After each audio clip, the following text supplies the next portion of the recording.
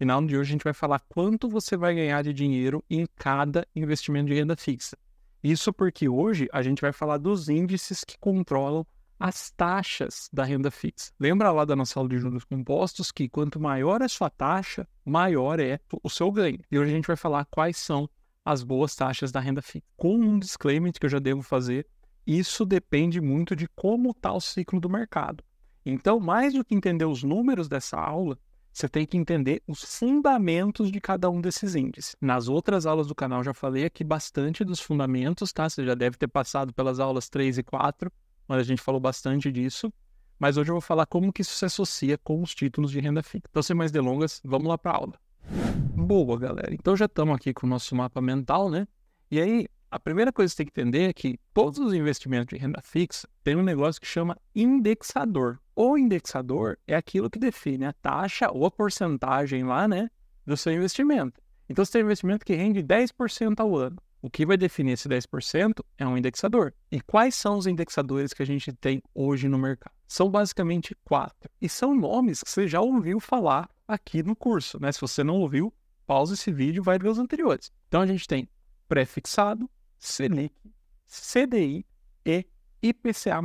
O pré-fixado, ele é um indexador fixo. Isso quer dizer que você sabe exatamente quanto você vai ganhar no final do investimento. E aqui você sabe exatamente, gente, no centavo, beleza? Então, vamos fazer um exemplo aqui, só para ficar mais fácil.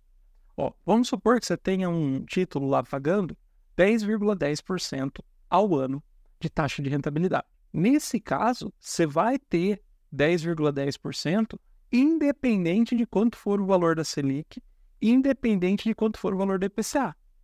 Esses valores, Selic e IPCA, eles provavelmente vão mudar e talvez eles mudem até bastante durante o ano. Mas os seus 10,10% ao ano, eles não vão mudar, porque você escolheu um título pré-fixado. E aí você vai notar que quanto mais longo é o seu investimento, geralmente maior é o valor do título pré-fixado. Então, vamos supor que o investimento que você tem que segurar por um ano está pagando 10,10% ao ano. Provavelmente, se tiver um investimento lá que você tem que segurar por 5 anos, ele vai pagar mais, ele vai pagar 10,5%, talvez até 11% ao ano. Porque fica mais imprevisível o que vai acontecer com a Selic e com o IPCA num período de tempo maior. E aí o que acontece é que esse título pré-fixado muito longo, ele vai ficar um pouco mais arriscado de você investir e segurar por tanto tempo com a mesma taxa. Então, você tem que entender que, para você pegar um pré-fixado de valor muito longo, ele tem que estar com um valor de rentabilidade muito legal. Então, por isso que a gente tem que tomar um pouco de cuidado com o longo prazo quando a gente fala de títulos pré-fixados. E tem em mente duas coisas. Primeiro, a instabilidade econômica no Brasil é muito alta. Então, a gente é o país da crise, né? E isso impacta muito diretamente e principalmente na inflação. Embora impacte a economia como um todo, né? Mas isso vai impactar muito a inflação. E a inflação média do Brasil, ela é em torno de 6%, como a gente já viu também aqui no curso.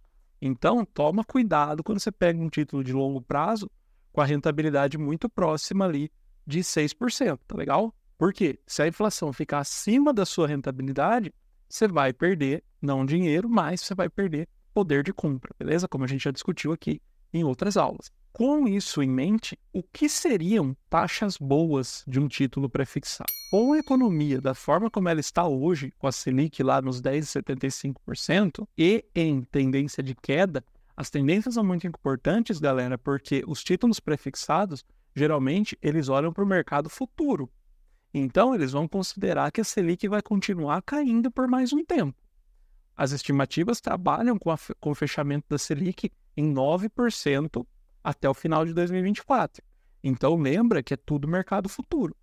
A gente só vai saber se essas estimativas estão certas lá no final de 2024. Mas você tem que saber que é assim que o mercado trabalha. Então, dentro dessa perspectiva, o que são taxas boas no pré-fixado?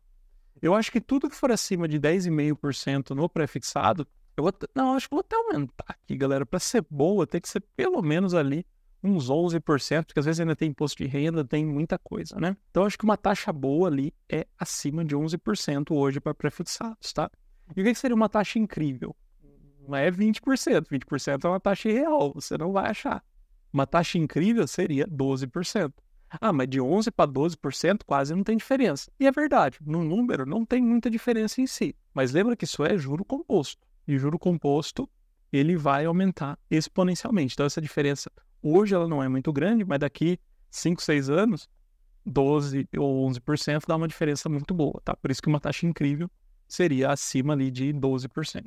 Mas trabalhe sempre com isso aqui em mente, né? O IPCA médio é em torno de 6%. Então, esse é o prefixado, galera. Você sabe exatamente quanto você vai ganhar dentro desse tipo de investimento, tá? Outro indexador é a Selic. A gente já discutiu o que é a taxa Selic, né? Que é a taxa base de juros.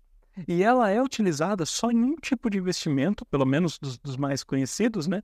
Que é o Tesouro Selic. E esse aqui, a gente vai ver melhor na próxima aula o que ele é, mas basicamente é você emprestar dinheiro para o governo, beleza? Quando você está investindo no Tesouro, você está emprestando dinheiro para o governo. E aí, geralmente, dentro do Tesouro Direto, você tem duas opções de Tesouro Selic.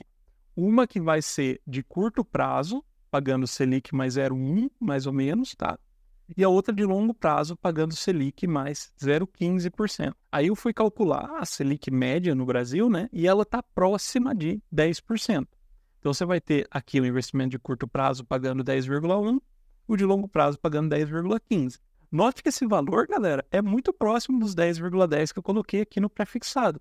E essa é uma conta que o pessoal da corretora, ela já faz na hora que vai ofertar os investimentos lá, né? Então, mais ou menos, quase tudo tem a mesma rentabilidade, apesar de você mudar os indexadores, beleza? Então, Selic média no Brasil, mais ou menos 10% ali, só que lembra que é um negócio que pode variar muito. Em 2021 ela estava em 2%, em 2023 ela estava em 13,75%. E aí, o que você tem que ter em mente é o seguinte, quando a Selic muda, a rentabilidade do investimento muda imediatamente. Então, por exemplo, se eu investir no Tesouro Selic lá em 2021 e a minha rentabilidade era 2% na época, em 2023 a minha rentabilidade mudou para 13,75%.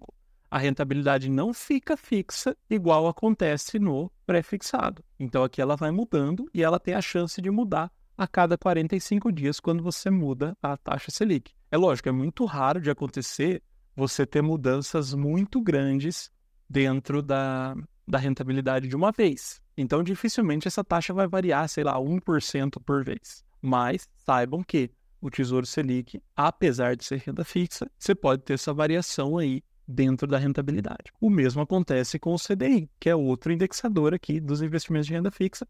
Esse aqui já é mais comum porque ele aparece em vários tipos de investimento de renda fixa que a gente vai tratar com mais calma na próxima aula, cada um desses aqui, beleza? Junto com o Tesouro Direto também. E aí, como o CDI é um dos filhos ali da Selic, né? Ele é o filho da Selic, você tem que ter os mesmos cuidados que você teria quando você for investir da Selic. Você tem que lembrar que ele é uma coisa que vai variar enquanto seu investimento estiver rodando, muito provavelmente, tá? E a rentabilidade também muda automática e instantaneamente. Então, o que seriam valores bons de rentabilidade para o CDI? Aqui você tem que tomar cuidado, né? Que tem investimentos com e sem imposto de renda. Se você está fazendo investimento sem o imposto de renda, a gente já vai ver na aula que vem quais desses caras aqui tem imposto e quais não tem, tá legal? Então fiquem tranquilos. Mas se você está falando de investimentos sem IR, aí 100% CDI já é uma taxa muito boa, tá? Se você está falando de investimentos com imposto de renda, aí uma taxa boa seria pelo menos 110% CDI. Na verdade, 108% já estaria até que bom também, tá? Mas lembra que com imposto de renda você vai ter um desconto ali dentro da sua rentabilidade. Agora, valores ótimos, que são até difíceis um pouco da gente encontrar no mercado, sem imposto de renda, 110% CDI, já é um valor muito bom. Acho que até dá para diminuir aqui uns 105%. Sem o imposto de renda já seria bem aceitável, bem legal. E com o imposto de renda aí teria que ser uns 130% para a gente falar, nossa, que investimento ótimo, né? Então esses são valores aqui até que ok para a rentabilidade de CDI, tá? Lembrando que eu estou considerando isso aqui, galera, numa perspectiva de que a Selic está acima de 10%. Não era raro lá em 2021 que a Selic estava em 2%, a gente tem investimento a 200% do CDI. Quem pegou aqueles investimentos na época para longo prazo está muito feliz, porque quando a Selic subiu, eles renderam mais de 25% ao mês. Então, esse é só um exemplo de como a renda fixa tem também potencial de render bastante. E, por último, a gente tem o indexador do IPCA+, que é o indexador de inflação, né? E aí, basicamente, os mesmos produtos que você tem aqui nos outros indexadores, você vai ter no IPCA+, também. Lembrando, de novo, a inflação média no Brasil é de 6%, e quando esse valor muda, quando o valor do IPCA muda, a rentabilidade também vai mudar, beleza? Acompanhando esse valor. O IPCA, ele muda todos os meses, tá legal? E aí, o que seriam valores bons? De novo, com IR, sem IR, né? Sem IR, eu acho que IPCA mais 5% já tá bem legalzinho. Com o IR, IPCA mais 6%, pelo menos, tá? E valores ótimos.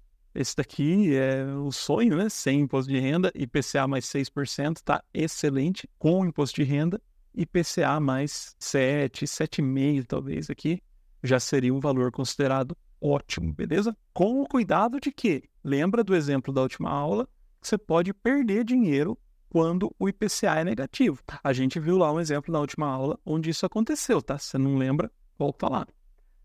Mas não desespera, porque a gente não está perdendo poder de compra, né? Lembrando, isso tudo mais ou menos, né? Porque o IPCA, apesar de ser a nossa medida oficial da inflação, ele é uma medida bem questionável da inflação real, principalmente para a gente que está ali na classe média, tá? A gente geralmente, os preços do mercado, eles aumentam um pouco mais do que o IPCA. Então, o IPCA é uma medida meio questionável por causa disso, beleza? Esses são os 4 indexadores principais aqui dos títulos de renda fixa, beleza? Essa aula, ela está muito atrelada àquela aula de indexadores da economia, tá, gente? Que é a aula 4 aqui do nosso curso. Se você tem dúvida em algum desses parâmetros aqui, volta lá e vê direitinho o que eles representam, tá legal? Isso vai ser muito importante para a nossa próxima aula, aonde a gente vai começar a falar desses títulos aqui, beleza? E do Tesouro Direto também. Então, nossa próxima aula imperdível sobre títulos de renda fixa, beleza? Eu vou falar o que são cada um desses caras aqui. Já vou adiantar que a próxima aula vai ser comprida, galera. Essa daqui tá um pouquinho mais curta, mas a próxima vai compensar, beleza? Espero que você tenha gostado dessa aula.